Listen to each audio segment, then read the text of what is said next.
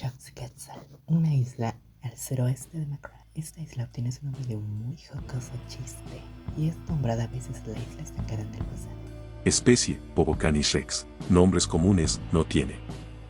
Pobocanis es un pseudoartrópodo carnívoro que habita en Xochiquetzal, que recuerda a los grandes pobocánidos que alguna vez habitaron el planeta Titanus Terra antes del Armagedón. En lugar de animales similares en nicho y comportamiento a los mapaches terrestres, utiliza su fortísima mordida hidráulica para matar a sus presas. Sus patas traseras más grandes le permiten alcanzar altas velocidades durante las persecuciones, teniendo garras asesinas en su primer par de patas delanteras que utiliza para golpear a sus víctimas. A pesar de esto, suelen mostrarse aterrorizados cuando ven al Godzillosaurus macropensadilla. Las hembras de esta especie han demostrado ser juguetonas y leales, candidatas potenciales a la domesticación, especialmente si se crían desde la infancia. Especie, Aquila mellifera. Nombres comunes, abejas, abejas titano-terranas, águilas doradas. Son las abejas de este planeta, XD. Tienen alas sostenidas por músculos fibrosos anclados a la espalda, pero también sostenidos por soporte hidráulico, pero los huesos que componen las alas no tienen ningún tipo de músculo hidráulico a excepción de la unión, ya que la estructura hidráulica de los pseudoartrópodos complica el vuelo por su complejidad. Se tienen registradas al menos 158 especies. Especie, Loncusta pestagermen. Nombres comunes, langosta limpiadora.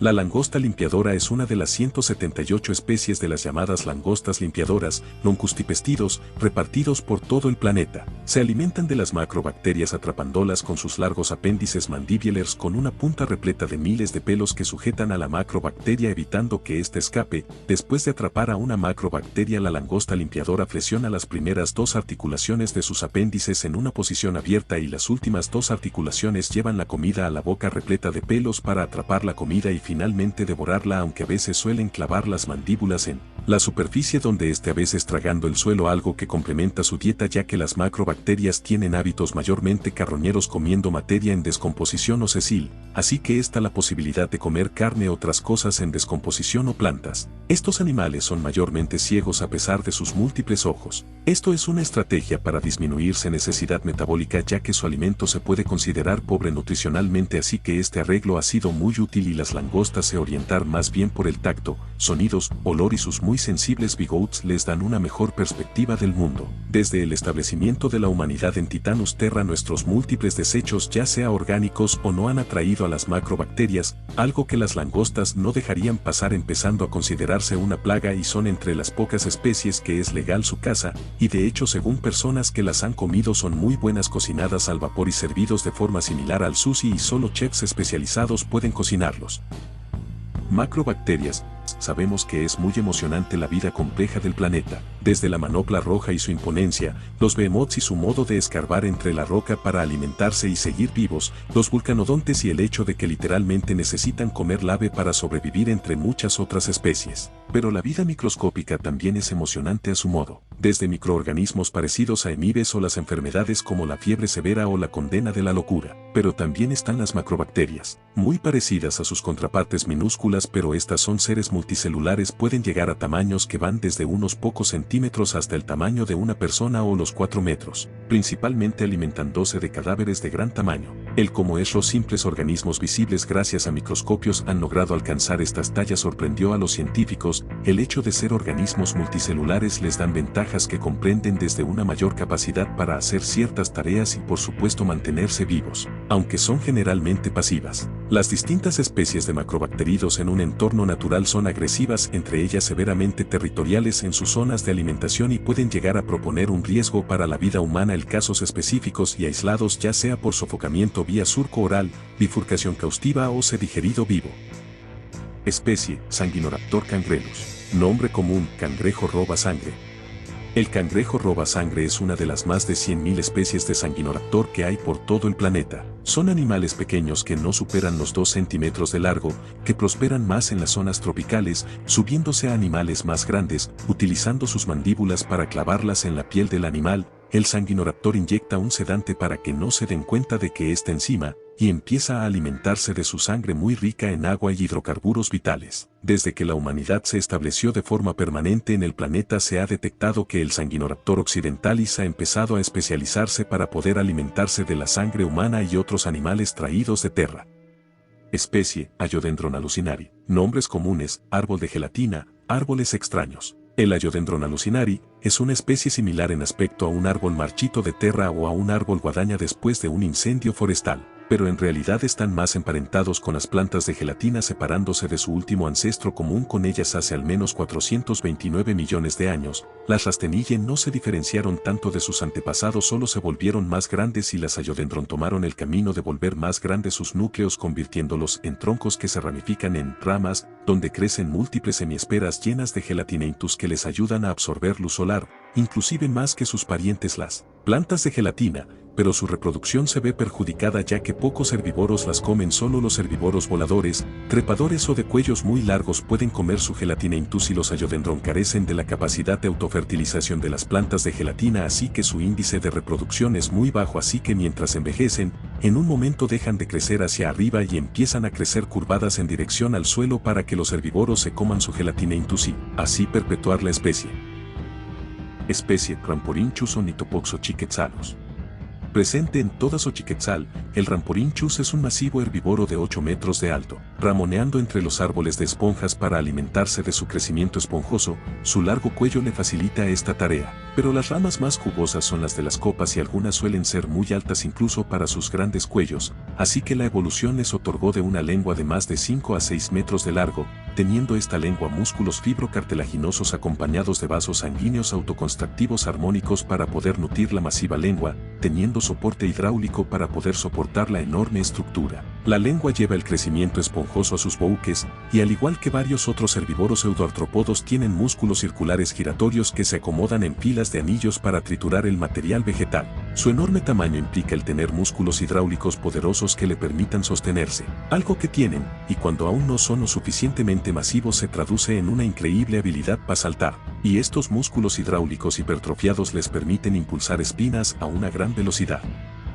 Especie, Ayotaurus pseudoanquilosauria. 7 metros de largo, semejante a los anquilosaurios del Cretácico. El Ayotaurus es un gran herbívoro que avanza despreocupado recogiendo con sus mandíbulas plantas del suelo para que su mandíbula con músculos circulares las trituren, y allí serán aplastadas por rocas que el animal traga para convertir en pulpa a las trituradas plantas y así sea más digerible. A pesar de su coraza notoria, evolucionada a partir de las corazas que los pseudoartrópodos primigenios atrofiaron hasta el punto que no se notan a simple vista, si se sienten amenazados no dudarán en usar su masivo mazo o en defensa propia, generalmente golpean el cuello contra los pseudoartrópodos carnívoros, para así fracturar el cuello y que la potencia hidráulica del golpe haga explotar los lóbulos hidráulicos de sus enemigos. Aunque esta estrategia resulta inútil contra los exosaurios de gran tamaño, pero a pesar de ser tanques vivientes, no siempre lo fueron. Durante su infancia son gusanos subdesarrollados que tardarán tiempo en metamorfosearse en adultos. Las madres Ayotaurus abandonan a sus crías recién salidas del huevo por el estrés de no haber comido casi nada por proteger los huevos, así que los vulnerables gusanos están a merced de los depredadores.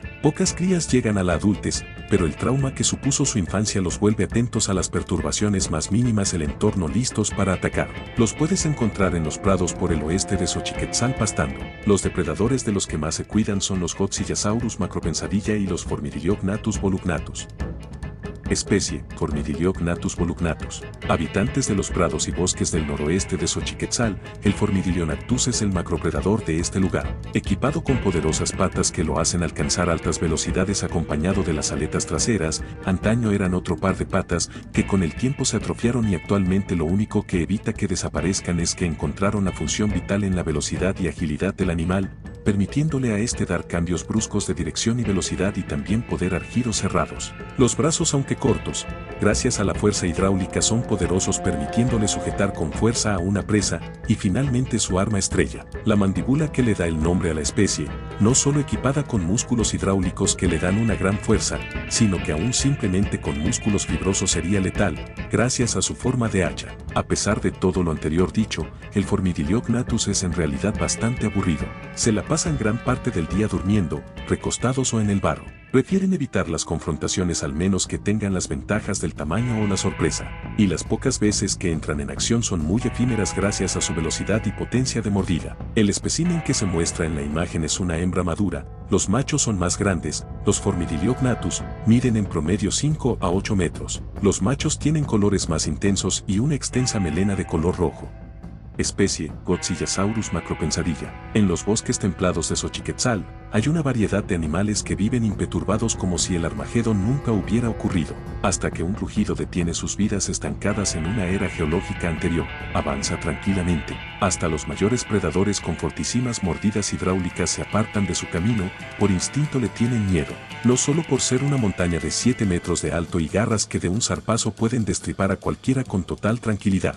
Es un pensadilla sauriforme, más semejante a los continentales como su primo continental, Godzillasaurus infestantibus, invisibilis, que los verdos carroñeros que son en la isla. Pero por supuesto, los ejemplares que normalmente se ven son fetos andantes, no es jate que se estresan de forma extrema que llegan a su madurez, convirtiéndose en montañas feroces de 12 metros de largo y ahora totalmente erguidos. Los puedes ver comúnmente en el prado cercano a los cuernos xochiquetzelanos, mordiendo la roca rica en titanio para mantener sanos y fuertes sus huesos. Es curioso ver una muestra de la actualidad, fusionada con el estancamiento en el pasado que es Xochiquetzal.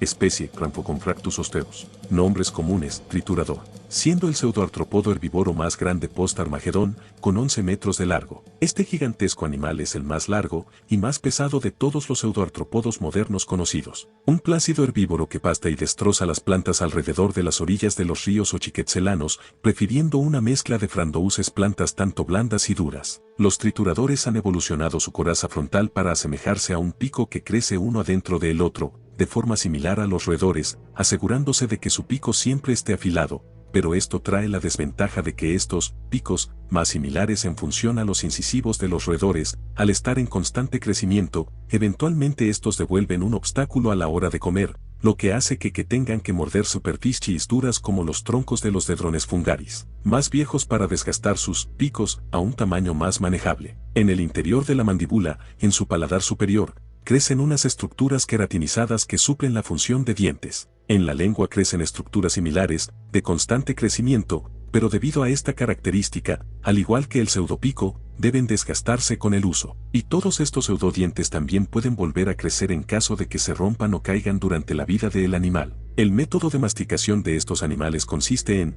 una lengua altamente móvil y fuerte en forma de yunque, moviendo el alimento sobre los pseudodientes del paladar superior, y a veces haciendo presión para romper incluso las cáscaras más duras. Este arreglo singular también tiene un rol en la defensa, pudiendo romper los huesos de aquellos que sean mordidos, lo que sumado a los músculos hidráulicos altamente hipertrofiados para soportar el peso de la cabeza, significa un traumatismo extremo que suele matar al instante a aquellos que hayan decidido molestar a este gigantesco herbívoro. Si prestas atención, el Rhamphoconfractus tiene una cresta en forma de cuchilla, o tal vez ala de una ala. Esta estructura ósea es usada por los machos para atraer pareja con sus deslumbrantes colores rojizos, anaranjados, violetas y amarillos, aunque también es usada para apuñalar a animales lo suficientemente grandes como para suponer una amenaza, normalmente otros miembros de su especie, aunque también lo usan para defenderse del Godzillasaurus macropensadilla. Se cree que si este animal logra sobrevivir y dejar descendencia hasta la eventual fusión de Xochiquetzal con la Macrab continental, podrían suponer un muro competidor para los tericinoavialidos más acentuados, diversificados y especializados. Especie, Ambystoma otachiaeformus, nombre común potachi. Es un gran anfibio, de al menos 3 metros de largo, se le clasificaba antaño como un ambistoma normaloforme, pero los estudios recientes lo clasifican como un exosaurio protofuturiforme, el grupo menos derivado entre los exosaurios, ya que este a pesar de su parentesco con otros de su grupo, no ha abandonado el agua y aún la requiere para que no se resequen y mueran, aparte de la ausencia del dedo soporte y del plumaje típico del grupo. Este clado se creía extinto hasta que se descubrió a Otachi. Tienen una larga lengua dentada como si de una sierra se tratase, con 2 conductos al final de la lengua para expulsar un ácido que varía su capacidad de corrosión según qué tan amenazado se sienta el animal. Pero ¿cómo logran esto? Estos animales, al igual que su primo lejano el Godzillasaurus infestantibus, invisibilis, tienen una válvula de hidrogeniones, pero a diferencia del Godzillasaurus, estos no utilizan su ácido estomacal sino que utilizan el órgano inyector predigestor inferior, que dona el ácido derivante de la saliva para ser usado como método de defensa. La válvula le inyecta los hidrogeniones de fácil liberación necesarios, siendo capaz de volver ese compuesto hasta 300 veces más corrosivo. Se vio que a esta potencia el ácido puede corroer el metal, pero soltaran primero 3 sonidos que alertaran a su enemigo y si el insolente no se aleja, le escupirá el ácido, llegando a ser letal. Sus pulmones, a pesar de ser poco eficientes comparados con los de los exosaurios ya propiamente dichos, son suficiente para permitirle estar sumergido en el agua hasta por 30 minutos ininterrumpidos. Su inteligencia es una muy sobresaliente, llegando a compararse con la de los niños de 7 a 9 años de edad. Esta inteligencia es necesaria ya que en toda su cabeza se encuentran al menos 25.000 receptores auditivos y eléctricos para percibir a sus presas en el agua o amenazas. Su único rival es el Saurococodilus maximus. Bueno, con eso terminamos la parte de Quetzal. Originalmente tenía pensado poner más, pero por cuestiones de tiempo y directamente que el video estaba quedando muy pesado, decidí otra vez partir el video en dos partes. En esta exploramos Quetzal y en la segunda parte exploraremos los océanos Macrat, incluido el abismo. Sí, sé que tardé mucho, pero bueno. Y si mi voz se escucha rara, es que uno está grabando este audio a las 3 de la mañana y dos, me acaban de quitar los brackets. Bueno, yo creo que es muy o algo así. Nos veremos luego. Dos, vida mía, mi polvada.